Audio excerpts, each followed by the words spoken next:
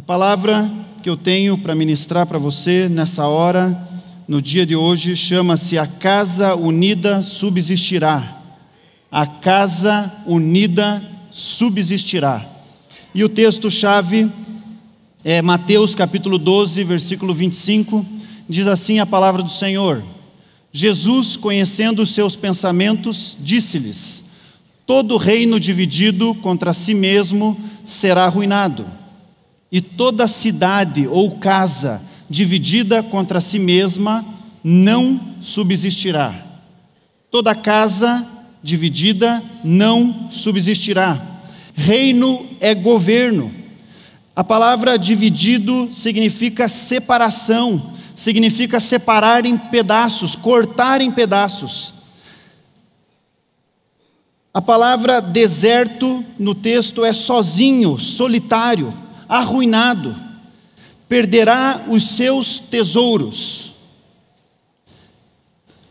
O texto ele compara um reino com uma família e diz que se houver separação, se houver divisão, tanto no reino quanto na família, essa família irá afundar, o reino irá afundar, essa casa não subsistirá.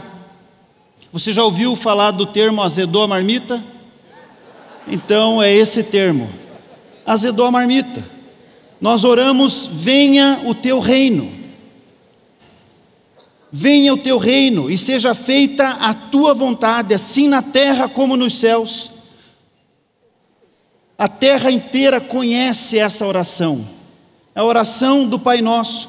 E quando nós declaramos venha o teu reino, estamos dizendo: o teu reino chegou, o teu reino chegou na minha vida, o teu reino chegou nas minhas atitudes. O Senhor, Ele é o Senhor das minhas decisões, das minhas escolhas. Quando nós dizemos o reino chegou, nós dizemos Ele é o nosso Senhor e Ele é o nosso Salvador.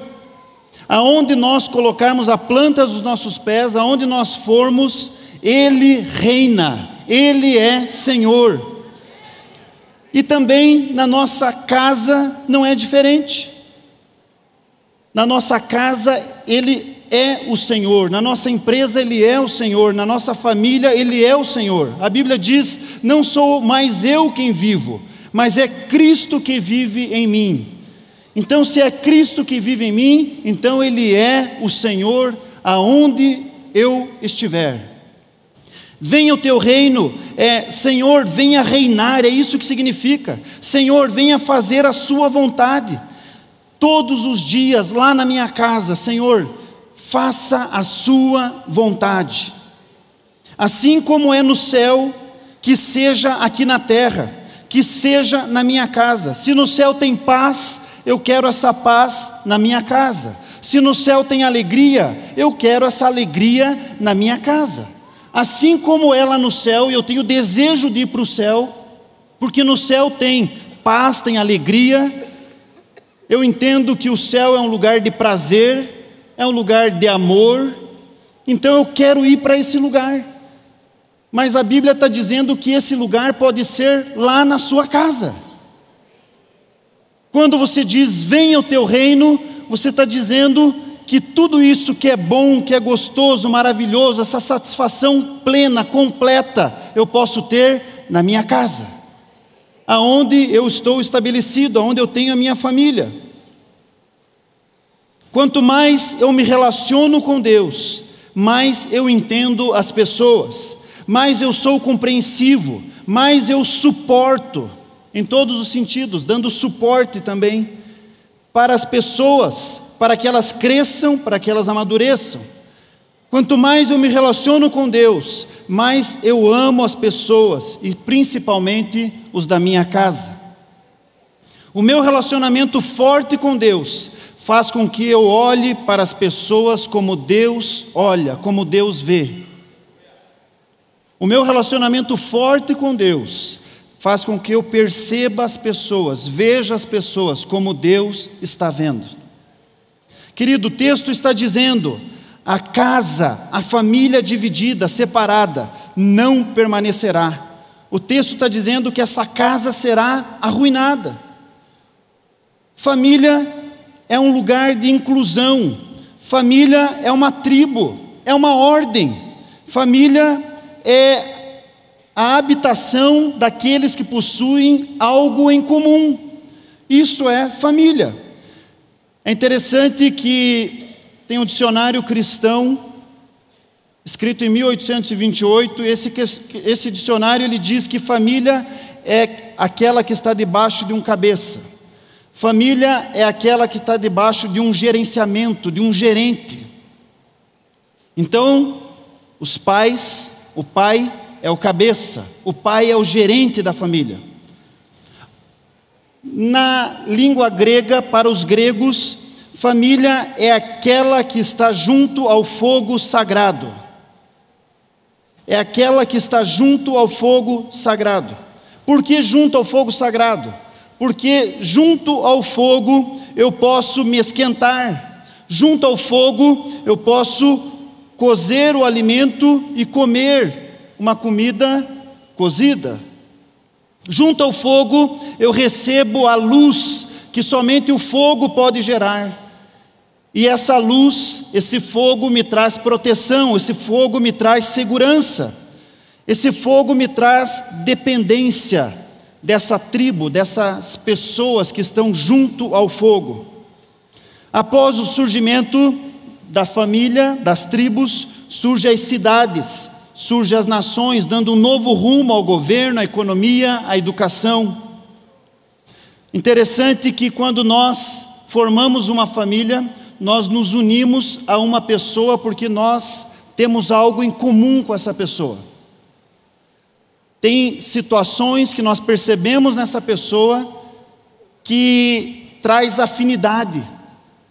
E eu começo a me relacionar, a conhecer essa pessoa e começo a gostar do que ela gosta, começo a perceber ela de uma forma diferente. E eu tenho interesse agora com essa pessoa de formar uma família. Só que essa pessoa ela tem uma história. Durante 20, 25 anos ela dormiu numa cama sozinho. Agora ela vai dormir, nós vamos dividir uma cama juntos. E nos primeiros meses, nos primeiros anos vai ter um olhinho roxo, um arranhão, porque você está dormindo aquelas 8 horas, você não percebe algumas coisas acontecendo. Ou só foi com a gente isso? É interessante que depois ali desse ambiente de família, você divide uma cama que é algo extremamente íntimo. Agora dali um tempo vem os filhos. E essas coisas do casal não podem trazer irritação um para o outro. Não pode mexer demasiadamente um com o outro, porque vocês estão se relacionando. Se eu pegar a minha mão e ficar esfregando ela aqui, com muita força, por muitas horas, vai machucar. O relacionamento entre um homem e uma mulher é essa unidade, esse conhecimento um do outro. E quando vem os filhos, você começa a viver uma vida diferente. Agora tem mais pessoas juntos, compartilhando daquele ambiente, daquela casa. Ao dormir ali, numa certa noite, o meu filho saiu do berço e foi lá, de chupeta e de naná, e parou do meu lado, eu dormindo gostoso, assim, de repente eu abri o olho, meu Deus, me assustei, aquela criança, 3, 4 anos de idade deveria ter ali, eu falei, filho, o que você quer, pelo amor de Deus, os coração disparado, né? Não era comum, né, ver aquilo, via em filme, mas não dentro de casa. E daí você pega lá a criança e vai levar no berço. Isso acontece às vezes 1 noite, 2 noites e algumas noites, até a criança se acostumar a dormir no espaço dela, no ambiente dela. E isso é família. A casa unida subsistirá. A nossa casa é o lugar onde cada um pode experimentar o amor incondicional de Deus. Amém, igreja? Amém. O poder de Deus que consegue restaurar as nossas almas, o poder de Deus que consegue restaurar o nosso físico, também consegue restaurar as nossas famílias. Também consegue restaurar um relacionamento entre o marido e a mulher, entre pais e filhos. É o mesmo poder. O primeiro ponto que eu quero tratar com você: cuidar da casa. Cuidar da casa. O texto, 1 Timóteo capítulo 5, versículo 8: se alguém não cuida de seus parentes, e especialmente dos de sua própria família, negou a fé e é pior que um descrente. Cuidado significa perceber. Cuidado nesse texto é prever. Cuidado é ter consideração. Casa, que está escrito ali no texto, é aquele que pertence a um lar, aquele que pertence a uma família. Casa é lugar de intimidade. Você está aqui na casa de Deus, e nós, como família de Deus, pertencemos todos a uma única família. Juntos, nós fazemos parte da família de Deus na terra. Não importa a igreja, a denominação, somos uma família. Amém? Fazemos parte de uma família, pertencemos a uma família. E tudo aquilo que nós não cuidamos, que agimos com pouca responsabilidade, gera uma crise. Sempre a manutenção é mais barata. Sempre. Cuidar da casa é dar a manutenção que ela precisa. Cuidar da família é dar a manutenção que ela precisa. Os seus filhos precisam de manutenção. Você precisa de manutenção. A sua esposa, o seu esposo precisa de manutenção. A família, conforme o padrão de Deus, é composta pela unidade de um homem e uma mulher. Não duas pessoas, é um homem e uma mulher. A Bíblia diz: por essa razão, o homem deixará pai e mãe, e se unirá à sua mulher, e eles se tornarão uma só carne. O nosso adversário, ele luta para trazer separação das famílias, para trazer separação do casal. A Bíblia também diz: assim não são mais dois, mas uma só carne. Portanto, o que Deus ajuntou, não separe o homem. Essa separação, ela acontece pela falta de manutenção, ela acontece pela falta de cuidado com a família. Com a separação, queridos, há uma perda enorme dentro da casa. Perde-se a paternidade. A paternidade, ela está vinculada ao marido.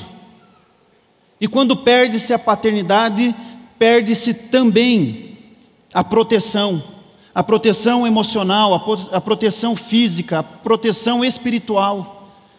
Quando perde-se a paternidade, perde-se a provisão. Aquelas contas que eram pagas pelo marido, ou em conjunto, agora só o cônjuge vai pagar.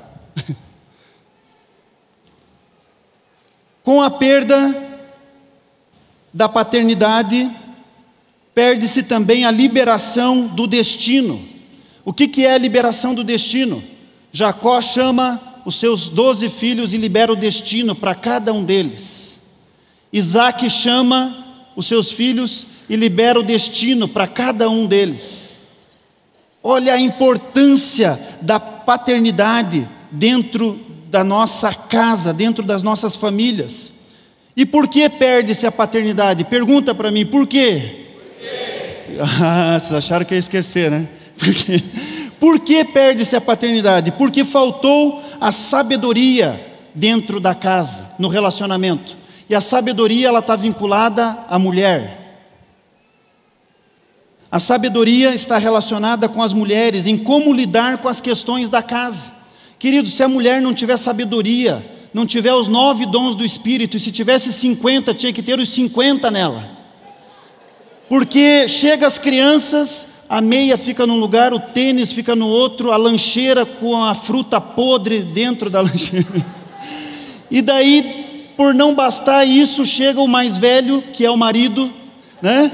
E também vai largando às vezes as coisas, e se ela não tiver sabedoria em lidar com isso, em como conversar, em como deixar isso para trás, em como relevar isso, queridos, ela já no primeiro mês já pediria: troca, substitui, pelo amor de Deus, substitui. Então a mulher, ela precisa de sabedoria, e a Bíblia diz que a sabedoria edifica a casa, a sabedoria edifica, mas a mulher tola derruba com as próprias mãos. Há um texto, você pode ler depois em casa, 1 Samuel capítulo 25, que fala de Abigail. Abigail, ela impediu que a sua casa fosse destruída. E como que ela impediu? O marido dela, truculento, diz essa palavra lá, numa das versões, truculento, ele avança, ele fala mais do que deve, ele tem atitudes ruins para com Davi. Davi, ele quer o apoio de Nabal, Davi quer a ajuda de Nabal, e ele manda alguns do seu exército ir lá conversar com ele. E Nabal distrata os homens, os seus soldados, e distrata Davi. Quem é esse cara? Quem ele pensa que ele é? Queridos, isso ia trazer desgraça, isso ia trazer destruição, isso ia trazer uma tragédia terrível para a família de Abigail. E se não fosse ela se apresentar em favor, se não fosse ela implorar, ela ajoelhar, ela ir atrás dessa situação e reverter essa situação, toda a família dela e toda a parentela dela e toda a tribo que ela convivia iria ser destruída, iria ser aniquilada naqueles dias. Abigail, ela foi sábia. A Bíblia diz que com a sabedoria se edifica a casa, e com entendimento a casa é estabelecida. Você pode dizer para mim: mas a minha mãe criou eu e todos os meus irmãos sozinha. Eu quero dizer para você, nós temos que aplaudir de pé as mães que fizeram isso, querido, porque não é fácil, não é tão simples assim. Elas fizeram isso com muita dedicação, com muito esmero, com muito até peso e sofrimento, mas talvez não transpareceu isso para os seus filhos, mas não precisava ser assim. Não é esse o modelo, não é esse o padrão do nosso Deus. Uma história que me chama a atenção, ela diz assim: o leão ia se casar e convidou todos os animais da floresta para o seu casamento. Chegou o rato para dar o presente ao leão. O rato diz: irmão, está aqui o seu presente. O leão olhou para o rato zangado e disse: eu te convidei para o casamento, mas quem disse para você que você tem o direito de me chamar de irmão? O rato respondeu: seu leão, eu também achava que era um leão antes de casar. Queridos, o que eu quero trazer com essa história? Mulheres, calma. Mulheres, nós homens casamos pensando que somos um leão, e vocês precisam cultivar esse sentimento, esse pensamento em nós, e para isso precisa de sabedoria, muita sabedoria. Eu declaro, querido, que na sua casa habita paternidade e sabedoria em nome de Jesus. Em nome de Jesus. Aleluia. Aleluia. Glória a Deus. Queridos, cuidar da casa é cuidar da família. Família é onde criamos os nossos filhos. E a Bíblia diz que os filhos é a herança do Senhor. Então Ele irá nos capacitar para criarmos os nossos filhos. Ele nos deu o privilégio de ensinar conforme um padrão, e o padrão é o padrão bíblico. Padrão significa gestão, padrão significa gerenciamento, padrão significa mordomia. Então, se família precisa de um gestor, se família precisa de alguém que gerencie, então é uma pessoa que vai gerenciar padrões. Teve um dia que o meu filho pediu a semana inteira para levar um álbum para a escola. E nós Dissemos para ele: olha, o padrão, filho, é escrever na agenda. A professora escreve na agenda. Se ela escrever na agenda, nós vamos liberar você levar o álbum. E ele ficou insistindo. E cadê a agenda? Não, a professora liberou, mas ela não escreveu na agenda. E segunda, e terça, e quarta, você sabe quando o filho quer uma coisa, né? Sabe, né? Então, e daí ficou. Deu sexta-feira, nós deixamos ele levar o álbum. Chegou no final do dia, nós fomos pegar ele, a professora veio com o álbum na mão, com aquele semblante difícil de olhar para ela assim, e daí ele, cabeça baixa, né? Entrou já no carro. Professora, vocês que deixaram ele trazer isso aqui? Nós, sim, foi nós, professora. Ficamos em silêncio, eu dei uma olhada para trás, a mãe ficou ali também, né, numa situação difícil. Fomos para casa e nós conversamos. Nós quebramos o padrão, o erro foi nosso. É eu que gerencio a minha casa, é eu que administro, e tinha um processo, tinha um padrão. Conversamos com ele, corrigimos, conversando. Essa foi a forma da disciplina, conversando. Mas nós entendemos que quem quebrou o padrão foi nós. E trouxe um desconforto, porque nós quebramos o padrão. Na tua casa, querido, quem põe o padrão são vocês. Não é o filho que escolhe o que vai comer. É você que põe a mesa e ele come o que está na mesa. Esse é o padrão. Amém? Glória a Deus, aleluia. Há um padrão estabelecido na palavra de Deus para a harmonia do lar, para a educação dos filhos, para o relacionamento entre o marido e uma mulher, para o direcionamento de uma família. Muitas vezes empurramos com a pança e queremos que Deus resolva no estalar de dedos, o que levou anos para ficar daquele jeito. Não há motivos para a separação. Você lembra quando você se posicionou para se casar e Deus abriu portas? Foi extraordinário, porque Deus ama o relacionamento, Ele ama o casamento, Ele ama a família. Queridos, os pais precisam buscar treinamento para educar os filhos, treinamento para conviver em família, treinamento para se relacionar. E a igreja, ela produz esse treinamento. A igreja, ela dá de mão beijada esse treinamento para que você vença, se capacite, amadureça, cresça. Muitas vezes as pessoas nos procuram e nós dizemos: olha, tem um livro especial, você quer mudar a situação do seu relacionamento? Então dá uma olhadinha nesse livro. A pessoa não vai atrás, querido, não busca. Fala muitas vezes da boca para fora que quer mudança. A principal causa da separação não é o adultério, por incrível que pareça. Não são problemas financeiros. Esses são sintomas de um problema muito mais profundo. Há duas situações, alterações sociais, que têm popularizado cada vez mais as separações. Quais são essas duas alterações? A facilitação legal. Hoje você vai na Rua da Cidadania e volta em 1 hora com a carta de divórcio. Impressionante.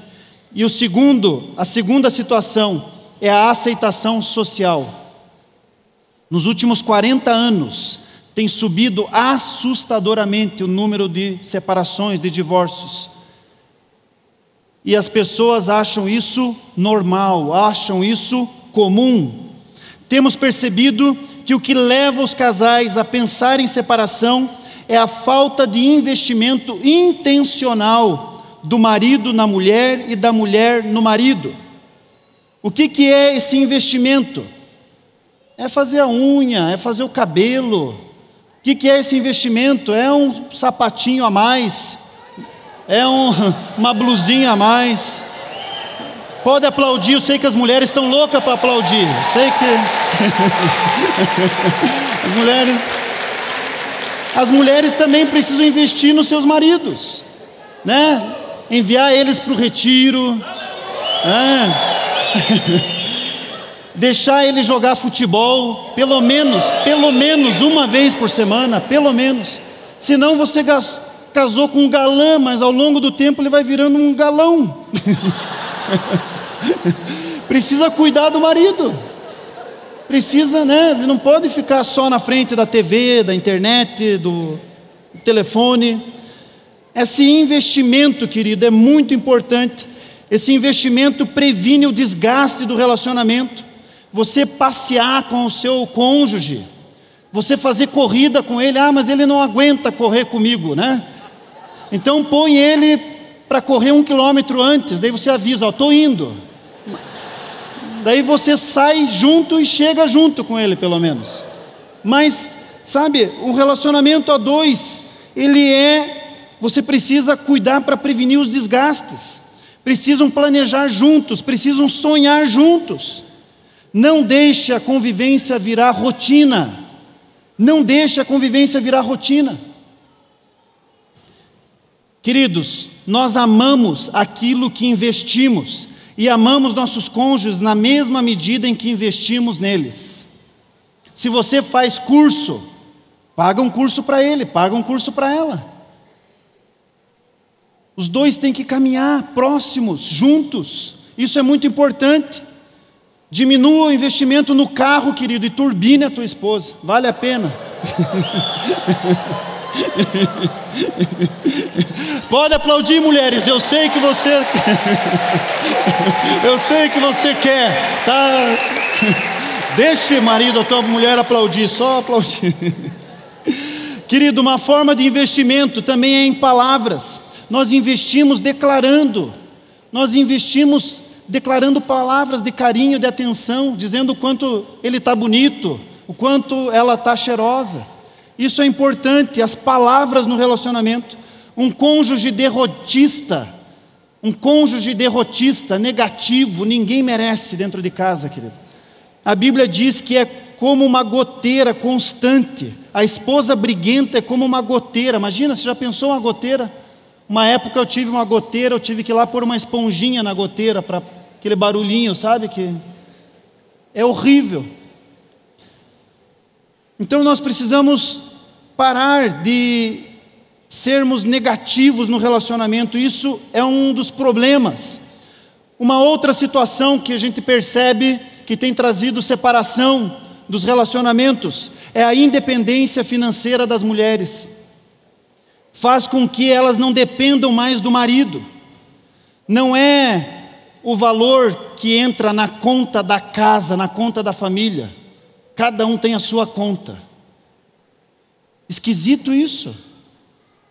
Divide a mesma cama, mas não divide a conta.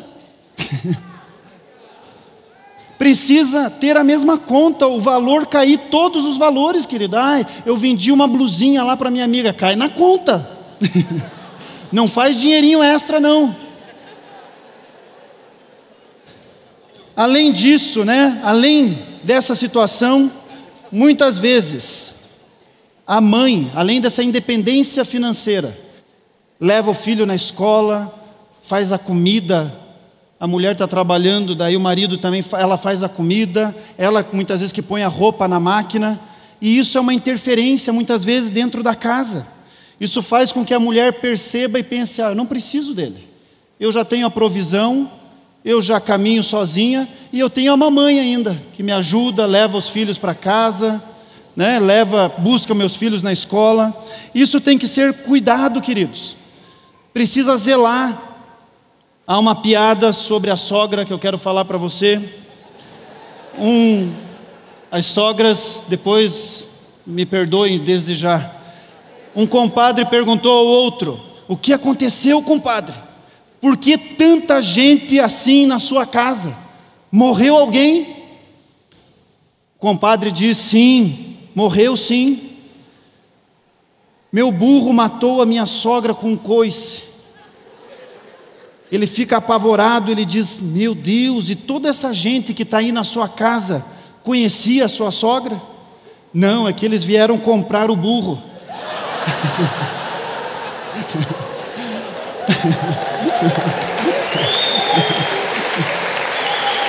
Queridos, nenhum motivo é motivo para separação.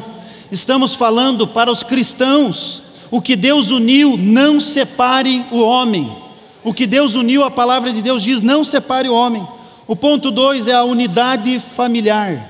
A unidade familiar. O texto de Mateus capítulo 12, versículo 25 diz assim: Jesus, porém, conhecendo os seus pensamentos, disse-lhes: todo reino dividido contra si mesmo será arruinado, e toda cidade ou casa dividida contra si mesma não subsistirá. Casa é moradia.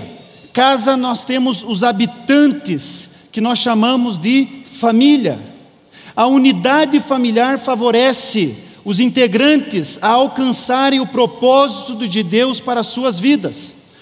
A unidade familiar faz com que as pessoas daquela família alcancem os sonhos de Deus para a vida de cada um deles que habitam ali. Todos nós somos filhos de Deus, somos a família de Deus na terra, e nós também temos a nossa família, o nosso cônjuge e os nossos filhos. Tanto na família de Deus como na família, nós podemos aplicar o princípio da unidade. Queridos, temos funções diferentes para um propósito coletivo e individual dos membros dessa família, aonde o combustível é o amor. Cada membro da família fazendo o que está fazendo, pensando no outro. Se eu estou aqui na igreja servindo, eu estou servindo porque eu estou pensando em você. Na minha casa, se eu faço o que eu faço, eu estou fazendo porque eu estou pensando em você.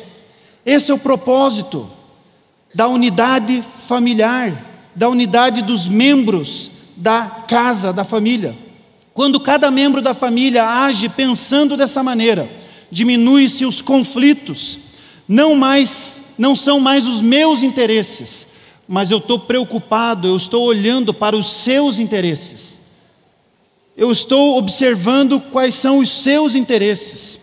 É coletivo, é um time. O que eu posso fazer para ajudar você? O que eu posso fazer para contribuir com você? Se dentro da igreja nós pensarmos assim, queridos, é a igreja maravilhosa. Seremos arrebatados.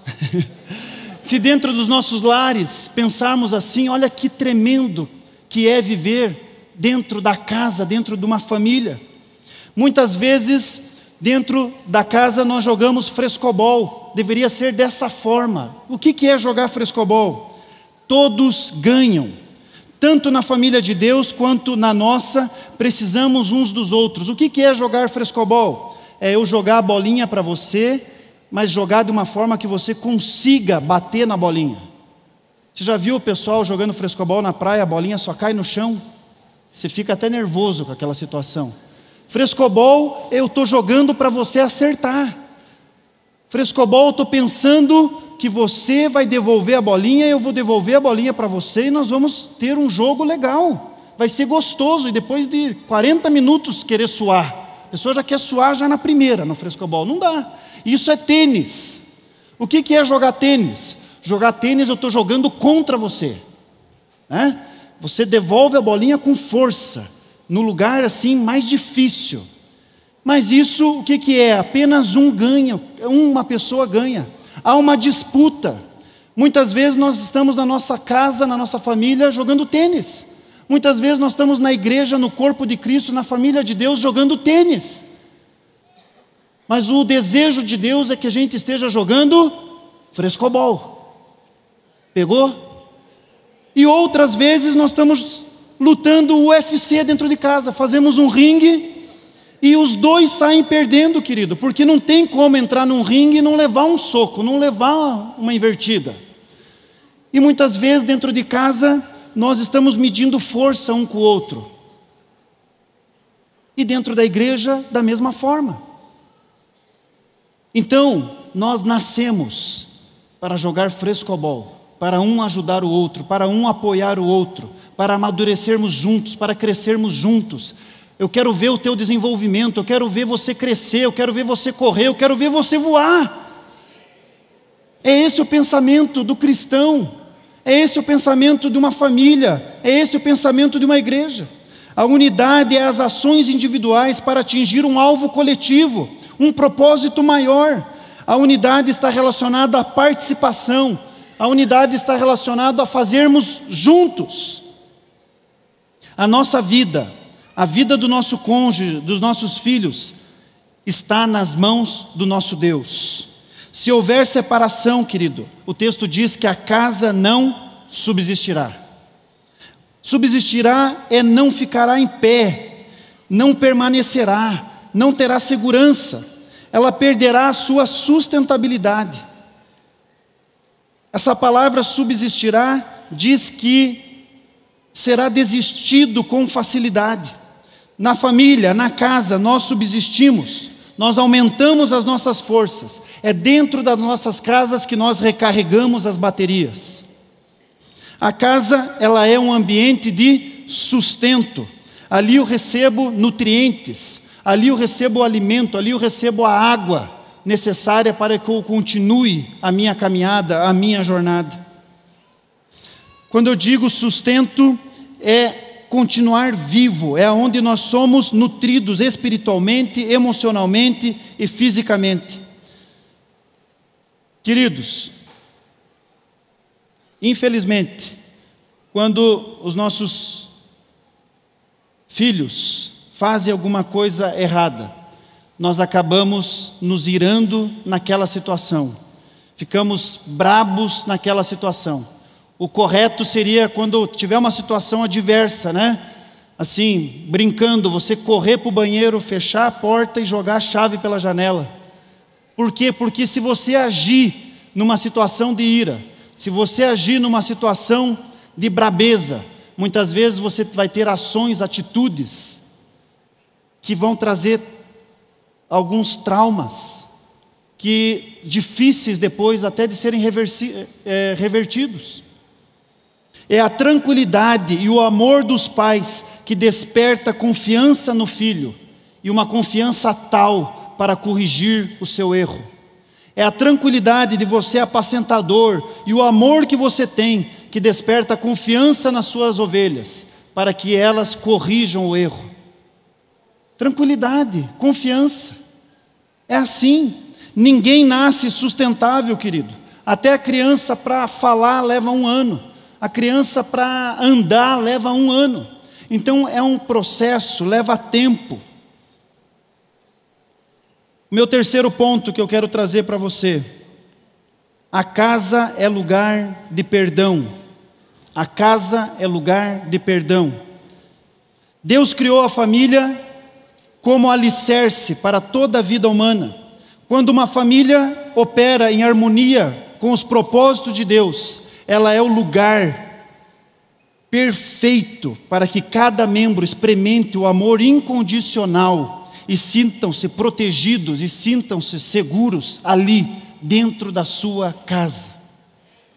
Da mesma forma, a igreja é um ambiente para que as pessoas se sintam aqui dentro seguras, aqui dentro pertencentes à família de Deus, aqui dentro elas se sintam incluídas, através do meu amor, através do meu afeto, através do meu carinho, das minhas palavras. A casa é lugar de perdão. A unidade da família gera um ambiente de segurança, onde a verdade é ensinada e ela prevalece. Há um texto que diz que antes eu era afligido, mas agora com a tua palavra,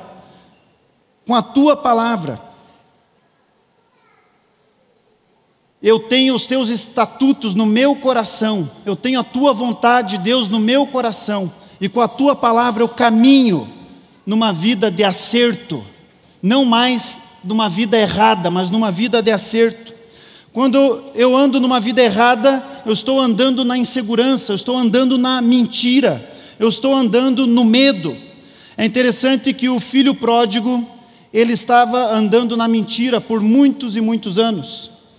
Mas ele percebeu que voltar à casa do pai, ali era lugar de segurança, ali era lugar de amor, ali era um lugar de inclusão, ali era um lugar de perdão. E ele volta para a casa do pai, e o pai recebe ele de braços abertos. Os pais, eles precisam cuidar para não ficarem tão alterados Por quê? Porque nós exageramos muitas vezes nas palavras. O filho mente, mas ele não é um mentiroso. Ele mentiu, mas a mentira não faz dele um mentiroso. E muitas vezes, por causa de uma mentira, nós chamamos ele de mentiroso. Você é um mentiroso. De novo, você mentiu, você é um mentiroso. A atitude, ele teve uma atitude de mentir. E nós vamos trabalhar contra a atitude. Não é pelo fato de ele pegar uma caneta escondido lá na escola e vir com a caneta dentro da mala que faz dele um ladrão. Ele pegou aquela caneta. E nós vamos trabalhar essa atitude que ele fez. Mas isso não faz dele um ladrão. Assim como o fato de você ter errado, o fato de você ter cometido um erro não faz de você um pecador. Você teve uma atitude errada, mas você não é um pecador. Porque Jesus já veio, já morreu na cruz e os seus pecados foram aniquilados, não existem mais. Ele já fez, ele já se sacrificou pelos pecados. Queridos, dependendo da sensibilidade do filho, quanto mais novos eles são, mais vulneráveis eles estarão para receberem essas palavras que foram faladas na vida deles. Por isso que nós temos que cuidar, para corrigir as situações, as atitudes, e nunca declarar. Você declara que o seu filho, ele fala a verdade, ele é verdadeiro, a verdade habita nele. A verdade habita nele. E você começa a declarar que ele é verdadeiro, não que ele é mentiroso. É o oposto. E muitas vezes nós declaramos, e isso vai entrando no coração, vai entrando na vida, na mente, e daqui a pouco isso é uma atitude frequente. Por isso que a casa é um lugar de perdão. Nós somos seres espirituais e quando pensamos biblicamente, também falamos biblicamente e colhemos os frutos das sementes que foram lançadas. A palavra de Deus, ela é a rota, ela é o caminho, ela é a direção para nós pensarmos, falarmos e colhermos. Podemos influenciar os nossos sentimentos, a nossa alma, através da palavra de Deus. Para o cristão, não existe eu não consigo perdoar. Você já viu cristão falar, mas eu não consigo perdoar? Não existe isso. O meu Deus perdoou, logo eu sou a sua imagem e semelhança, então eu também tenho esse padrão na minha vida. Então eu também posso perdoar. Então não tem erro que o meu filho faça que eu já não possa ter liberado o perdão para ele. Não tem erro que a minha esposa, que o meu cônjuge, meu marido faça, que eu já não possa ter liberado o perdão para ele. Amém, igreja? Amém. Queridos, pensar o bem das pessoas, partir da ideia que elas não querem o nosso mal. A Bíblia diz, pense tudo que é verdadeiro, tudo que é respeitável, tudo que é justo, tudo que é puro, tudo que é amável. Pense em tudo que é de boa fama, nisso pensai. O meu pensamento, as minhas palavras mudam o destino das pessoas que estão comigo, principalmente os da minha casa, os da minha família, aqueles que estão mais próximos de mim.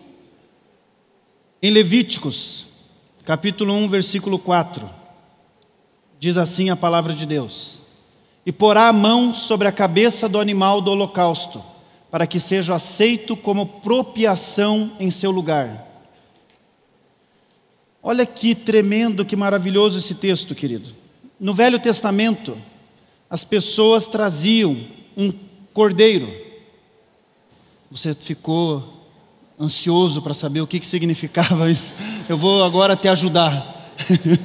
Tá? Então, no Velho Testamento as pessoas traziam o cordeiro. E o cordeiro vinha até o sacerdote.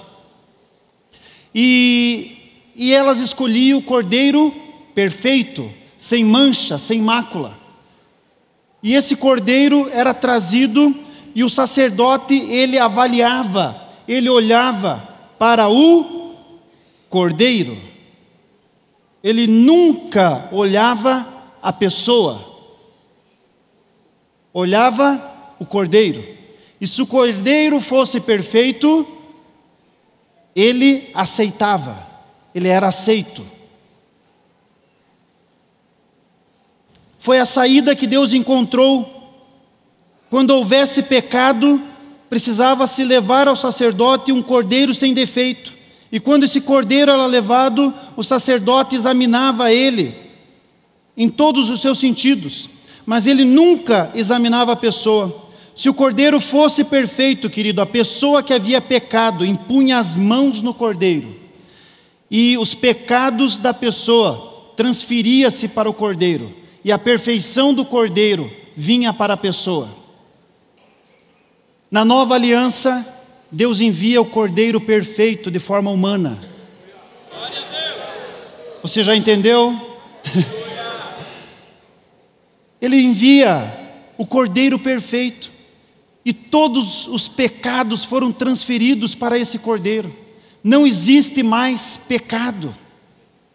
O pecado está no cordeiro.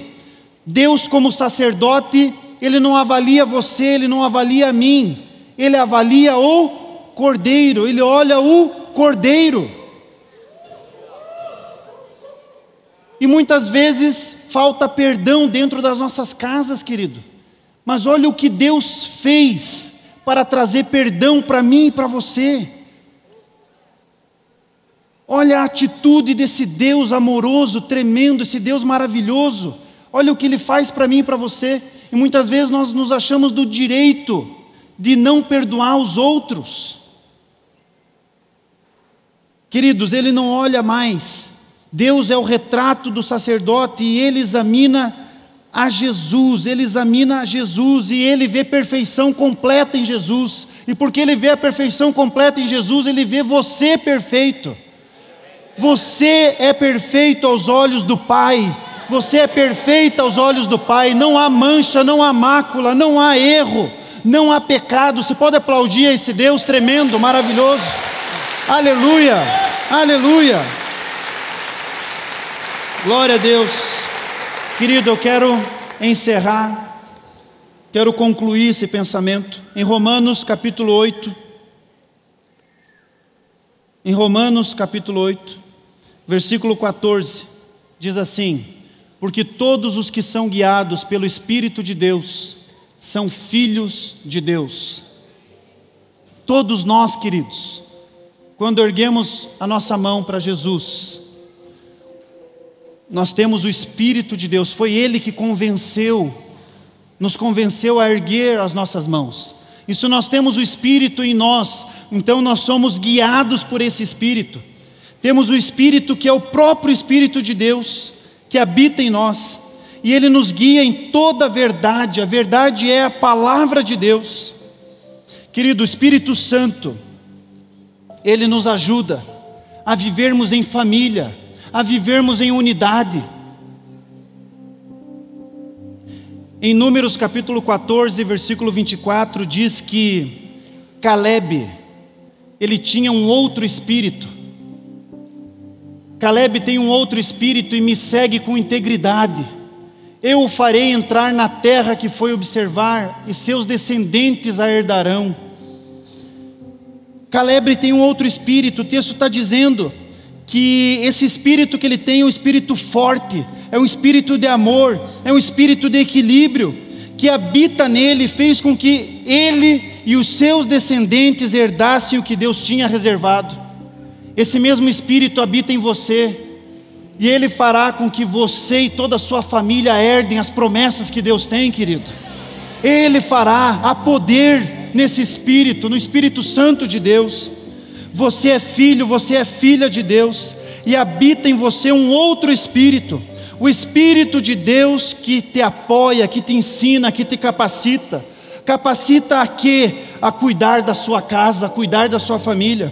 Capacita a quê? A você ter uma unidade dentro da sua casa.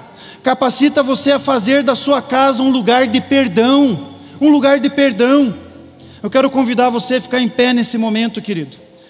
Assim como eu disse no início da minha ministração, que as famílias ficavam ao redor do fogo, e ali era lugar de sustento, ali era lugar seguro, ali era um lugar de aquecimento.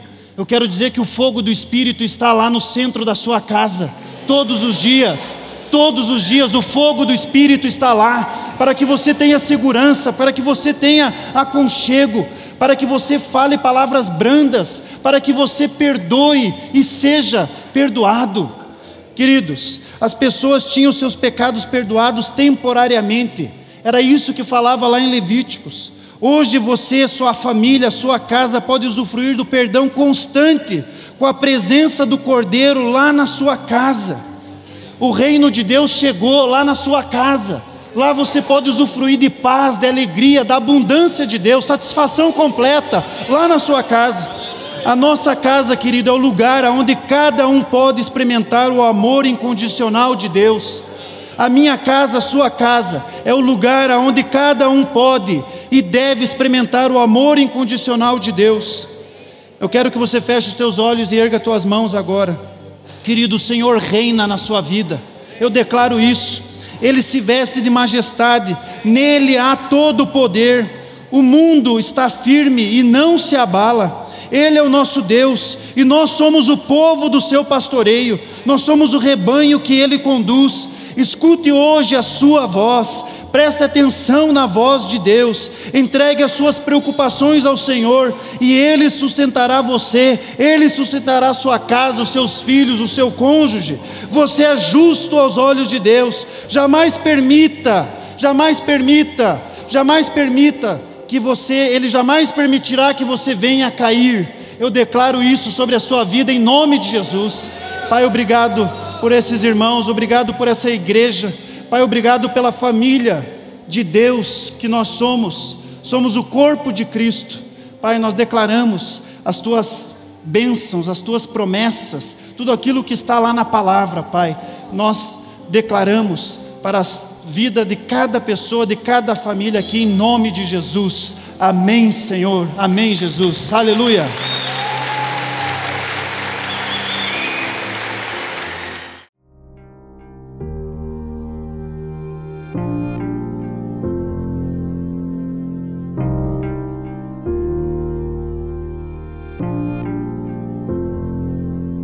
Não tem nada a ver com o que temos ou com o que fazemos, tem a ver com o que somos. A mesma vida que Jesus tem, a mesmíssima, a mesma natureza, a mesma essência, a mesma vida, a vida incriada, o Zoe, a vida eterna, a mesma vida Deus colocou dentro de você. E você avança com absoluta certeza e segurança, porque você sabe quem você é. E quando você sabe quem você é, e quando você é maravilhoso. Como é bom